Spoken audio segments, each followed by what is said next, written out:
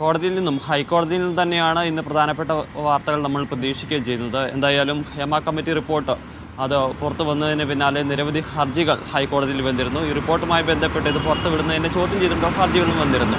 ഇത്തരം ഹർജികൾ വിവിധ ബെഞ്ചുകളാണ് പരിഗണിച്ചിരുന്നതെങ്കിൽ അതിന് ഈ ഹർജികൾ ഒറ്റയ്ക്ക് പരിഗണിക്കുന്നതിന് വേണ്ടിയിട്ടാണ് ഒരു പ്രത്യേക ബെഞ്ച് രൂപീകരിച്ചിരുന്നത്. Justice AK Jayasankaran Nambiar, justice CS Sujatha എന്നിവർ ചേർന്ന രണ്ടുപേരടങ്ങുന്ന ബെഞ്ചാണ് ഈ ഹർജി പരിഗണിക്കുന്നത്. ഈ ഹർജി ഹൈക്കോടതിയുടെ പരിഗണനയിലേക്ക് എത്തുമ്പോൾ ഒരു പ്രത്യേക ബെഞ്ച് ചേരുമ്പോൾ ഏറ്റവും പ്രത്യേകതയുള്ള ഒരു കാര്യം ഈ റിപ്പോർട്ടിൻ്റെ സമ്പൂർണ്ണ രൂപം കോടതിയുടെ പരിഗണനയ്ക്ക് എത്തുകയാണെന്നുള്ളതാണ്. നേരത്തെ ഈ ഹർജി പരിഗണിച്ചപ്പോൾ ഈ റിപ്പോർട്ട് പൂർണ്ണമായ റിപ്പോർട്ട് മുദ്രവെച്ച അവരിൽ സമർപ്പിക്കാനാണ് സർക്കാരിനോട് ആവശ്യപ്പെട്ടിരുന്നത്. ഈ റിപ്പോർട്ട് ഇന്ന് സമർപ്പിക്കുമെന്നാണ് പ്രതീക്ഷിക്കപ്പെടുന്നത്.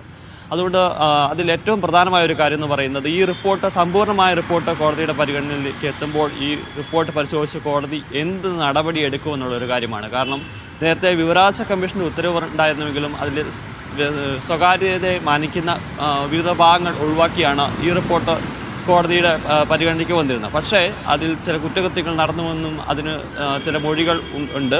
അങ്ങനെയാണെന്നുണ്ടെങ്കിൽ ഈ റിപ്പോർട്ട് പൂർണ്ണമായ രൂപത്തിലെത്തുമ്പോൾ കോടതി ഇത്തരം കാര്യങ്ങളിൽ എന്ത് നടപടി സ്വീകരിക്കുമെന്നാണ് നമ്മൾ കാത്തിരിക്കുകയും ചെയ്യുന്നത്.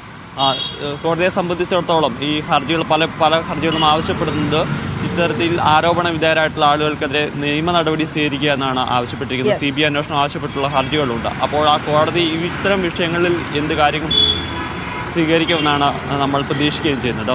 എന്തായാലും പ്രഥമ പരിഗണനയ്ക്ക് എത്തുമ്പോൾ തന്നെ അത്തരത്തിലേക്ക് കോടതി പോകുമോ എന്നുള്ളതാണ് അറിയേണ്ടത്. എന്തായാലും ഈ റിപ്പോർട്ടിലേക്ക് അതിൻ്റെ ഉള്ളടക്കത്തിലേക്ക് കോടതി കടക്കുകയാണ് എന്നുള്ളതാണ് ഏറ്റവും പ്രധാനപ്പെട്ട കാര്യം. ശരി, സ്വാഭാവികമായി മുദ്രവെച്ച കവറിൽ ഇന്നിപ്പോൾ റിപ്പോർട്ട് സമർപ്പിക്കുന്നതോടുകൂടി അതിൻ്റെ ഉള്ളടക്കത്തിലേക്ക്, അതായത് ഇപ്പോൾ പുറത്തുവിട്ടിരിക്കുന്ന റിപ്പോർട്ടല്ല, സമ്പൂർണ്ണമായ റിപ്പോർട്ടാണ് ഹൈക്കോടതിയിൽ സമർപ്പിക്കുക എന്നുള്ളതാണ്. കാരണം ഇപ്പോൾ ഈ വ്യക്തി താല്പര്യങ്ങൾ അല്ലെങ്കിൽ വ്യക്തികളുടെ വിവരങ്ങൾ അവരുടെ പ്രൈവസി കണക്കിലെടുത്തുകൊണ്ട് കുറേ പേജുകളൊക്കെ ഒഴിവാക്കിക്കൊണ്ട് പ്രസിദ്ധീകരിച്ച റിപ്പോർട്ടല്ല, സമ്പൂർണ്ണ റിപ്പോർട്ടാണ് കോടതിയിലെത്തുക.